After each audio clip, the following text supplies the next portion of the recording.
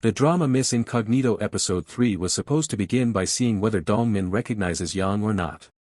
The episode opens with a man named Songtae shouting through a megaphone, advertising the building he's planning to construct right in front of a kindergarten. But no one's paying attention. That's when Dongmin arrives with his van and tells him to stop saying it'll disturb the kids' classes. But Songtae snaps back, there are only 9 students here, so stop interfering. Annoyed, Dongmin jumps up and kicks the megaphone, smashing it to pieces. Just then, the police arrive. Songtae runs to complain, claiming Dongmin attacked him. Dongmin insists he only hit the megaphone, not him. The officer scolds Songtae for using a loudspeaker near a school. Irritated, Songtae argues that the kindergarten will close soon anyway. Moments later, the children pass by with their principal Mi-seon, who happens to be Dongmin's cousin and Lee Don's sister. Songtae taunts her for having only 9 kids and no teacher and asks how she is running this school.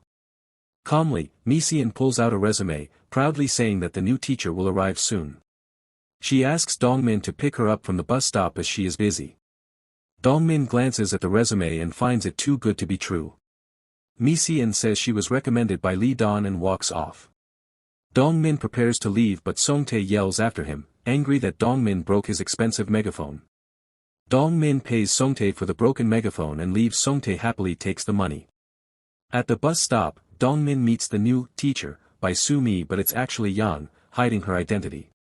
She keeps her face down, afraid he might recognize her from before the time she saw him with the chairman, and wonders what is he doing here. When Dongmin asks again, she confirms she's the teacher and loads her luggage herself, refusing his help. Inside the car, she wears sunglasses and Dongmin asks her why she is wearing it. And she claims it's to protect her eyes from UV rays, but really, it's to hide her face. Dongmin curiously asks if they've met before. Yang denies it, but he keeps guessing until she finally snaps and says just drive quietly. Meanwhile, Seon and attorney Kim review the chairman's case with others. The attorney claims the chairman showed signs of dementia and suggests bribing hospital staff for proof. Seon orders him to prepare for filing a lawsuit. Attorney Kim lays out their plan. In court, they'll claim that the chairman had dementia, and that his female bodyguard took advantage of him. They'll dig up her past, saying that as a child she stole, and her mother went to jail several times for fraud. They'll present the story that she married the chairman, transferred all his assets to her own name, forced him to commit suicide, and then ran away after his funeral. Attorney Kim also says leaking this information to the media beforehand will help strengthen their case. Seon asks her team whether there's any proof that the Yang left the country, but so far, no evidence has been found and they are searching. Back in the village, Dongmin brings Yang to her rented house. Again, she refuses help with her luggage. When Dongmin asks why she came here, she simply says, the strawberries here are famous. He suspects more and asks if she has relatives around.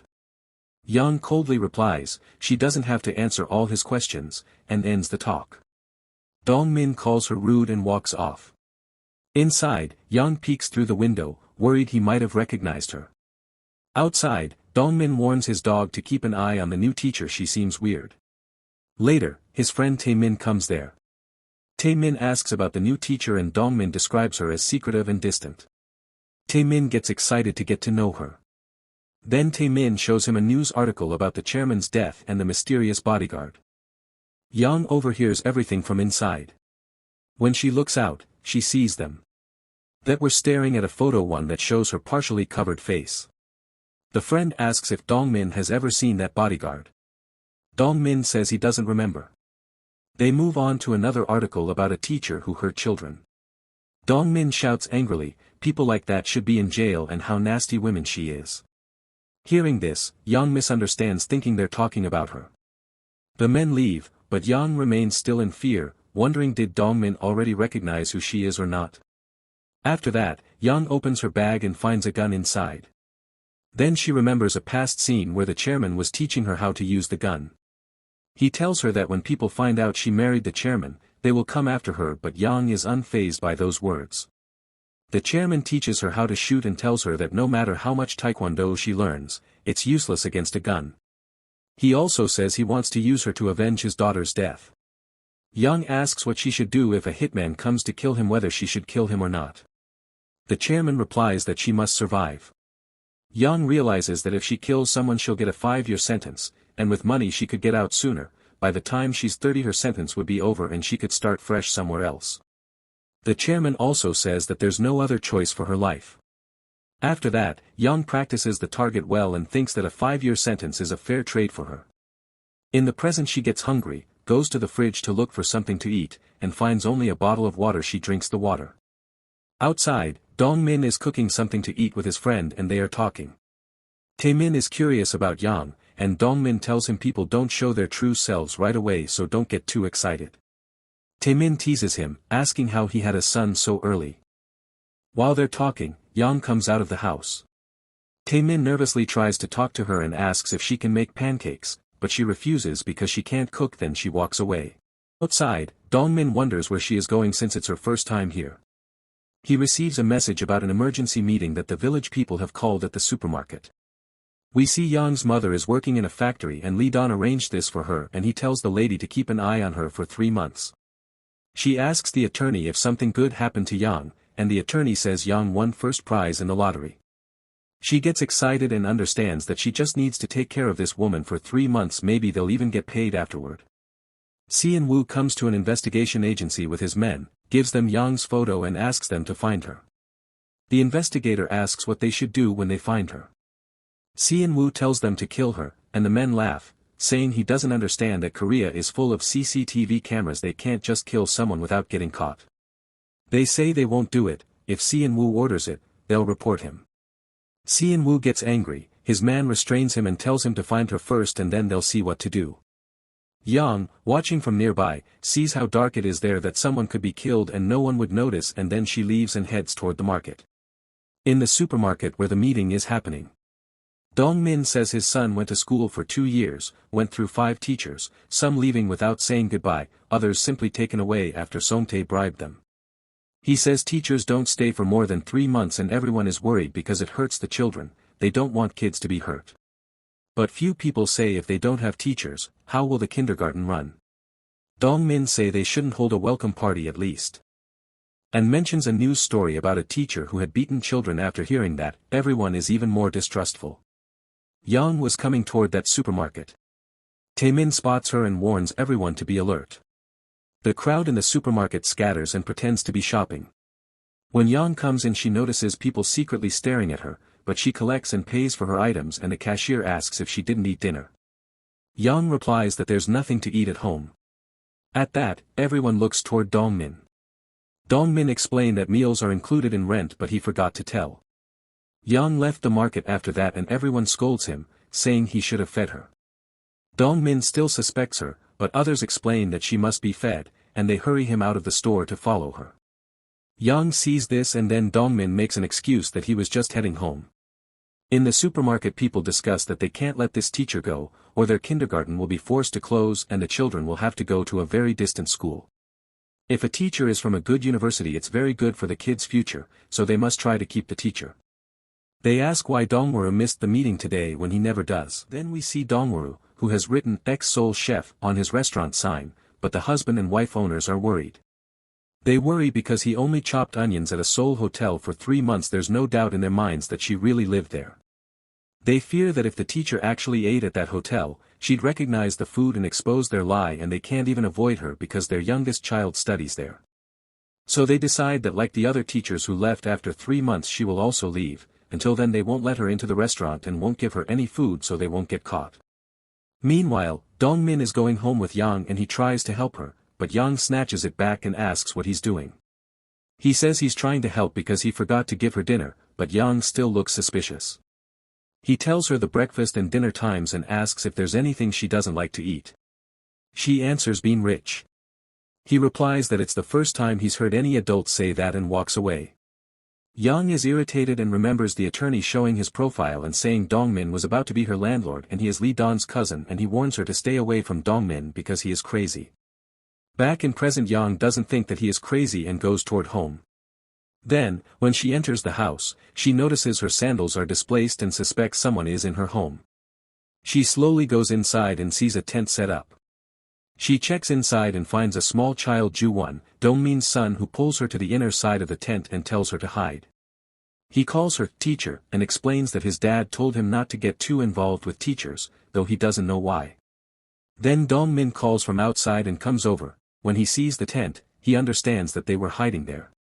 After that he scolds his son, telling him not to go to the teacher's house anymore. But the boy says this is his hideout, it had been empty before and he used it as a secret place.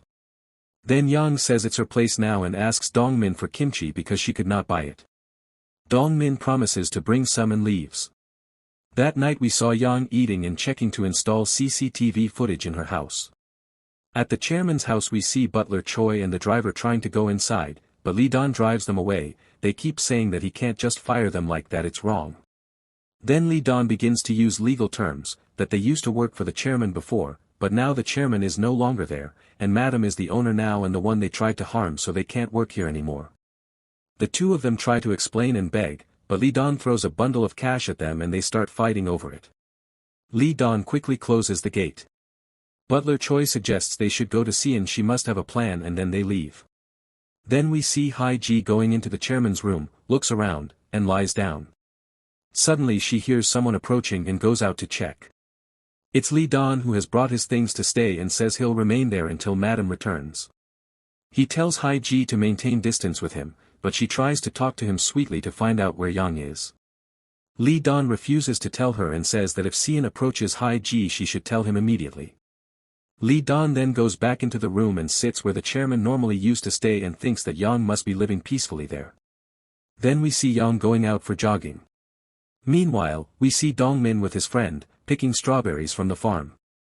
Tae-min asks Dong-min about Yang, whether he had talked to her, and what she likes or dislikes. Dong-min doesn't know much except that she dislikes beans rice. As they talk, Tae-min suddenly switches his personality and starts acting like a little child, calling Dong-min uncle. Dong-min thinks that another spirit has entered into him again and then goes to wake his son for school, gets him ready, and sends him off to school, saying goodbye. At school, the principal is messaging Yang, saying she has some work and they must start teaching today. She asks Yang to come by 8:30 a.m. Just then, Dong-min arrives, and Mi-sian stops him. She comments that it seems Lee Don deliberately sent the teacher here to show his sister that Yang could be his potential match, as she is very educated and from a good background and perfect for her brother. Dong-min warns Mi-sian not to trust her so quickly and suggests doing a proper background check. Mi-sian makes an excuse that she has already verified everything and walks away. Yang, at home, practices how to talk to children in school by looking in the mirror. She then leaves for school. Meanwhile, Sian, who has CCTV from the airport, sees that Yang hasn't left the country but is still difficult to trace. Attorney Kim tells Sian that Lee Don has fixed the will's release date for the shareholders' meeting, but the will hasn't been found anywhere. Sian comments that the chairman didn't trust anyone and must have kept it at home. She orders Attorney Kim to find a way to get Lee Don out of Chairman House so that they can search for the will, and also plans to file a missing person report against Yang. At school, Yang has her interview scene, the same one we saw at the start of episode 1. She answers all the questions Lee Don had made her memorize, explaining that she taught children in Africa and realized the importance of education. The principal is very impressed by her answers and praises her and then takes her to show the classroom. Just then, Songtae comes shouting. The principal asks Yang to wait and takes Songtae aside to talk. Songtae is shouting that he's soon going to become the owner of this place, soon as the real owner is about to die and his children will sell it to him. After that, he plans to build a nursing home here. He completely ignored the concern about where the children would study. For him, the nursing home was more important. The principal is frustrated and angry. She receives a call and goes aside to answer it. It's from an expert she asked to verify Yang's identity. Yang secretly overhears everything. The expert says the girl with this name existed long ago, but no recent records are found. The principal repeatedly asks to check properly. Yang calls the Lee Don, but Hai-ji was there and saw some teacher calling Lee Don, and just then Lee Don comes and takes his phone and goes inside to attend the call. Yang explained that Mi-sian is verifying her background. The principal worries that Yang might actually be lying.